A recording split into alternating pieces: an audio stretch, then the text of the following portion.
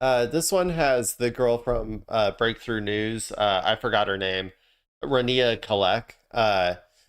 And I like her. She, I think, is currently living in Lebanon, reporting from Lebanon. So we're gonna get her opinion on the strikes here. This is from 17 hours ago. So let's see what she has to say. One of the deadliest attacks. This isn't her, by the way. This is a reporter. Decades, Lebanon reeling from the Israeli strikes that killed hundreds yesterday, despite this ongoing fragile ceasefire between the U.S. and Iran. So our next guest is a Lebanese American journalist who was sheltering in place during the attacks.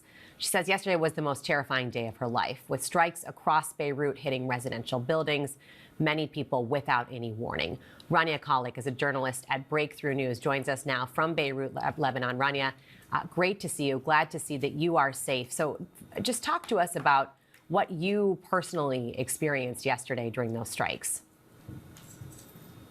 It was, like you said, the most terrifying day of my life. And I think for most of Beirut, I think this is a day that's being called Black Wednesday because the Israelis, with 50 of their warplanes, dropped 160 bombs in the course of 10 minutes across Lebanon, much of them in Beirut, across Beirut, in areas where nobody received warnings. These are residential buildings and very... It seems like a kind of last hurrah situation for Israel.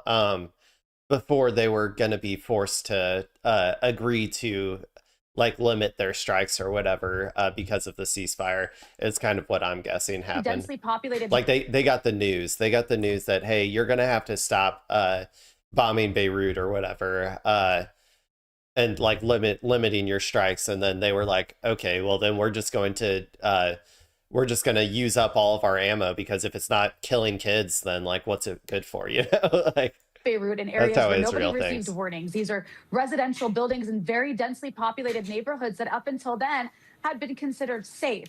The Israelis claimed they were hitting Hezbollah targets, but from what I saw, they hit a pharmacy that actually killed a distant relative of mine.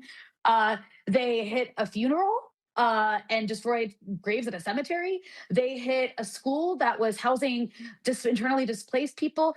They hit luxury high-rise buildings in central Beirut.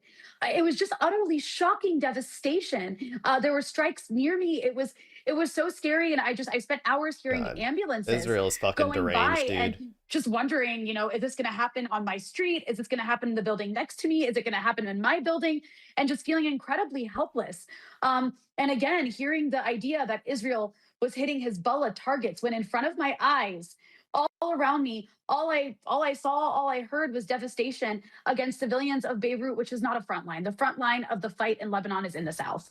In your view, from your vantage point, yeah, that's what I said earlier, is that all of Hezbollah is currently lighting all of Israel's Merkava tanks on fire in the south.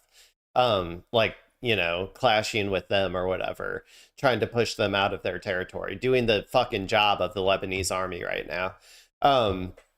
And so, like, I don't think there's any Hezbollah like in Beirut right now. If they were, it would be, just like maybe like tactical operational support or something. I don't know. But yeah, I mean, obviously, I just don't trust anything Israel says. Whatever they say, it's the opposite. So if they say Hezbollah's there, then there's probably a good chance that not a single Hezbollah operative was like inside the city limits of Beirut. Hezbollah targets that were under attack. Absolutely not. When I see a mosque hit near me, when I see, again, residential buildings full of people, including people I know, people telling me the building in front of them, the building behind them, and the building next to them, all hit in areas that are supposed to be safe. There's no war happening here. People are just living out their daily lives. People strolling in their neighborhoods, people getting killed sitting in traffic. These are Hezbollah targets. This was wanton destruction of civilians in densely populated central Beirut, completely unacceptable, completely indiscriminate, and just terrorizing the entire country. You mentioned, Rania, one of your family members was somewhere where these strikes were. Are they okay? How is your family doing now? I mean, my family is thankfully, mostly okay. I heard this is a distant relative I heard about today. There was a strike in a pharmacy that isn't far from, where a lot of my family is situated. Not a Hezbollah stronghold, as they call it. just a pharmacy. And by the way, this was, most of Israel's attack has been framed as against the Shia population of Lebanon. Not that that's okay, but this was an attack on every single sect across the country. Christian, Druze, and Sunni and Shia Muslim were all attacked yesterday. This is being seen increasingly in Lebanon, not as a war on Hezbollah, but a war on the country as a whole. And I'll tell you right now, the entire country of Lebanon is being reminded of what Israel does to Lebanon. And if Israel wants to live in a neighborhood securely, the way to do it isn't by terrorizing your neighbor in this indiscriminate, horrific way.